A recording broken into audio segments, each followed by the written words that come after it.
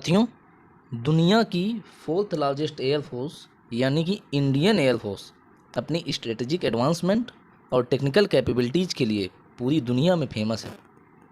इसके technical assets का लगातार इंडिजनाइजेशन एयरफोर्स के कई मायने में बाकी एयरफोर्स से अलग बनाता है। लाइट कॉम्बैट हेलीकॉप्टर जो कि प्योरली मेड इन इंडिया है, अगले ही महीने एयरफोर्स का पार्ट बनने जा रहा है। हाय एवरीवन, आई होप आप सब अच्छे होंगे। I welcome you all in my YouTube channel ज्ञान पासवर्ड। साथियों, इस चैनल पर हम नेशनल, इंटरनेशनल और अदर टॉपिक्स की डीप एनालिसिस करते हैं। अगर आप किसी कॉम्पिटिटिव एग्ज़ाम की तैयारी में हैं, बने रहिए एंड तक। चलिए स्टार्ट करते हैं। साथियों, आने वाली 3 तारीख को, अगले महीने की 3 तारीख को राजस्थान के जोधपुर एयरफोर्स स्टेशन में LCH लाइट कॉम्बैट हेलीकॉप्टर जो कि प्योरली मेड बाई HAL है, हिंदुस्तान एरोनॉटिक्स लिमिटेड के द्वारा बनाया गया है, उसको इंडक्ट किया जा रहा है बाई इंडियन एयरफोर्स।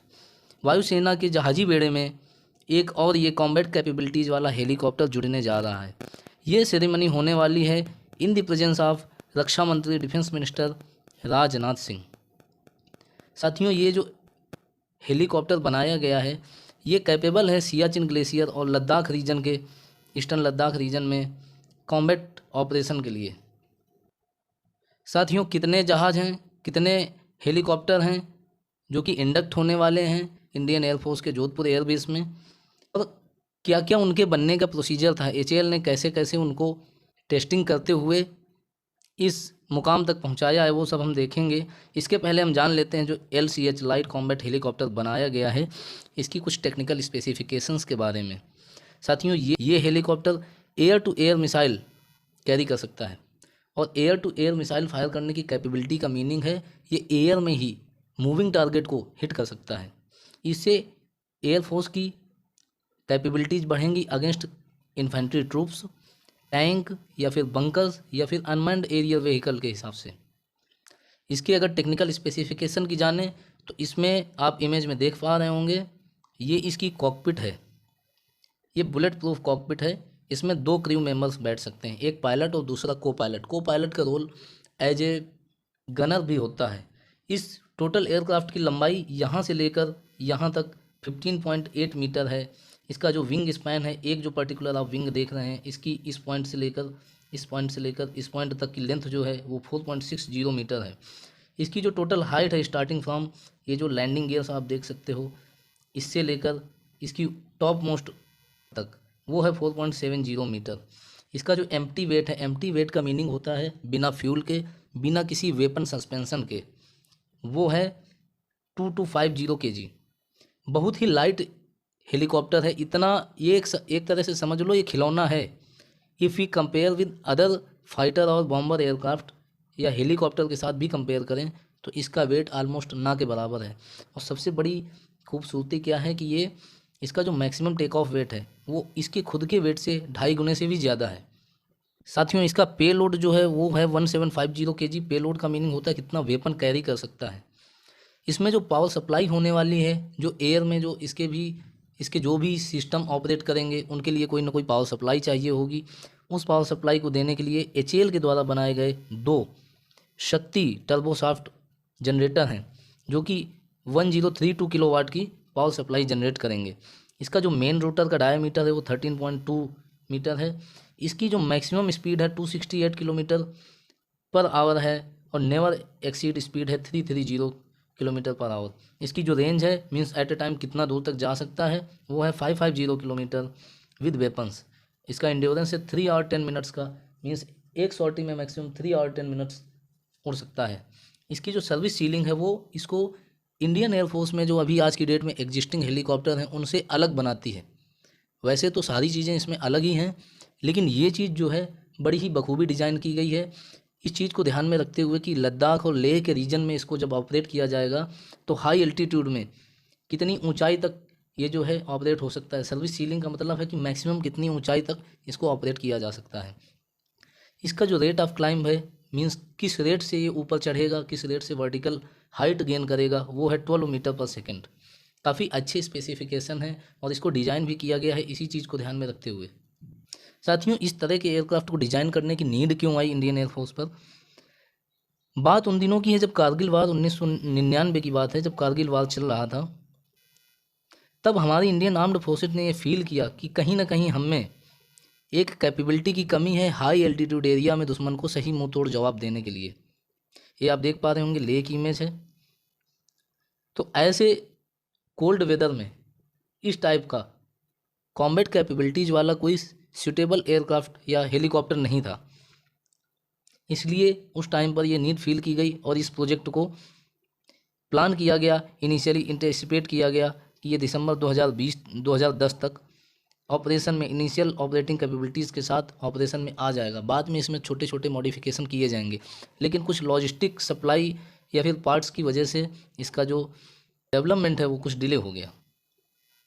साथियों, ये आप देख पा रहे होंगे, ये इंडिया का मैप है। इसमें ये जो पार्ट है जो ये इसके अंदर मैं कवर कर रहा हूँ, यही है डिस्प्यूटेड एरिया, ये है सियाचिन। और इसी एरिया में स्पेशली ऑपरेट करने के लिए इस हेलीकॉप्टर को डिज़ाइन किया गया है। तो इतनी रिच कैपेबिलिटीज़ के साथ ये हेलीकॉप्टर जो डिज़ाइन किया गया है, इसके पीछे इसकी एक लंबी हिस्ट्री है और HAL ने इसमें बहुत मेहनत की है। स्टार्टिंग फ्रॉम मार्च 2010, जब इसका पहला वेरिएंट आया, जिसको टेक्निकल टर्म्स में हम बोलते हैं टेक्नोलॉजी डेमोन्स्ट्रेटर, उसका टेस्टिंग की गई और इस हेलीकॉप्टर ने लो स्पीड लो एल्टीट्यूड में बहुत सारे टेस्ट पास कर लिए। फेब 2011 की बात है जब इसका सेकंड टेस्टिंग की गई, TD2 टेक्नोलॉजी डेमोन्स्ट्रेटर 2 आर्मामेंट के साथ की गई। सी लेवल में भी टेस्टिंग की गई, लोड मेजरमेंट किया गया और हैंडलिंग क्वालिटीज़ भी मेजर की गई।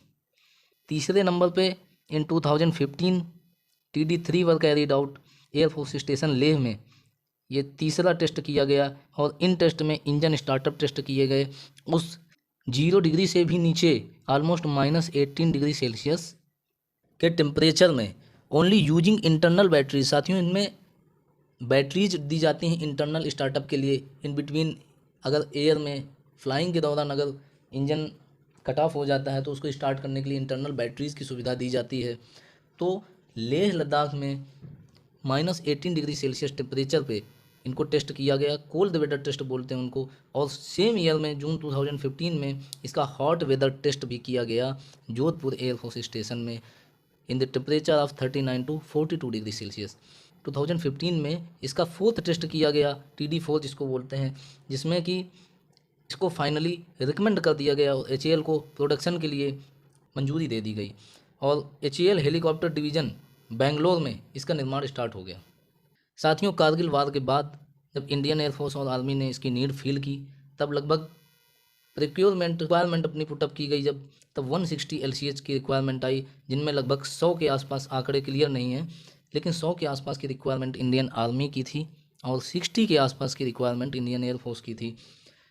साथियों, एक चीज़ और बताना चाहूँगा, जब भी कोई एयरक्राफ्ट या डिफेंस रिलेटेड रिक्वायरमेंट होता है, उसकी मंजूरी कैबिनेट कमेटी ऑन सिक्योरिटी से भी लेनी पड़ती है। आप लोगों से क्वेश्चन है कि कैबिनेट कमेटी ऑन सिक्योरिटी के बारे में आप जो भी जानते हैं आप कमेंट में बताइए। अगर आप नहीं जानते हैं तो आप कमेंट में ये भी बता सकते हैं कि आपको इस टॉपिक पर एक वीडियो चाहिए, तो हम जल्द से जल्द इस टॉपिक पर वीडियो लेकर लाने की कोशिश करेंगे। 3 लाइट कॉम्बैट हेलीकॉप्टर ऑर्डर कर दिए गए, इनका कॉन्ट्रैक्ट दे दिया गया। इनिशियली 10 इंडियन एयरफोर्स के लिए और 5 इंडियन आर्मी के लिए at an overall cost of 3,887 crore की ओवरऑल कॉस्ट पड़ी इन 15 एयरक्राफ्ट के लिए। और साथ ही साथ में 377 करोड़ का इंफ्रास्ट्रक्चर बजट भी सैंक्शन किया गया। जैसे इंफ्रास्ट्रक्चर में जैसे हैंगर्स बनाने के लिए, इनके स्टोरेज के लिए, इनके सर्विसिंग के लिए, इन चीज़ों के लिए भी 377 करोड़ का बजट किया गया। डिफेंस PSU HAL इनको बना रहा है और इन्होंने अब तक ऑलमोस्ट 8 एयरक्राफ्ट रेडी कर लिए हैं आउट ऑफ 15 जो ऑर्डर किए गए थे, और जिनमें से 4 एयरक्राफ्ट फॉर्मली या फिजिकली कह सकते हैं इंडियन एयरफोर्स को ट्रांसफ़र कर दिए गए हैं। इन्हीं 4 एयरक्राफ्ट के बेसिस पर, इन्हीं 4 एयरक्राफ्ट के साथ, 4 हेलीकॉप्टर के साथ इंडियन एयरफोर्स 3 अक्टूबर को एक नई यूनिट फॉर्म अप करने वाला है इंडियन एयरफोर्स स्टेशन जोधपुर में। तो आप इस इंसिडेंट के विटनेस हो सकते हैं, आप लाइव TV पर देख सकते हैं 3 अक्टूबर को। इस हेलीकॉप्टर में 40% जो पार्ट है वो इंडियन है बाय वैल्यू, और बाद में कोशिश ये की जा रही है कि आने वाले वर्जन में हम ऑलमोस्ट इस परसेंटेज को 55 तक लेके जाएं। तो साथियों, ये थी आज की कुछ जानकारी। आपको वीडियो कैसा लगा कमेंट में ज़रूर बताइए। अगर आपको किसी अन्य टॉपिक पर डिटेल्ड और डीप एनालिसिस चाहिए या फिर आपको इसी हेलीकॉप्टर के बारे में कुछ जानकारी चाहिए तो आप प्लीज़ मुझे कमेंट में ज़रूर बताएं। आप वीडियो को लाइक कर सकते हैं, शेयर कर सकते हैं और सब्सक्राइब भी कर सकते हैं। ये मिलते हैं, see you soon, bye bye, take care, जय हिंद।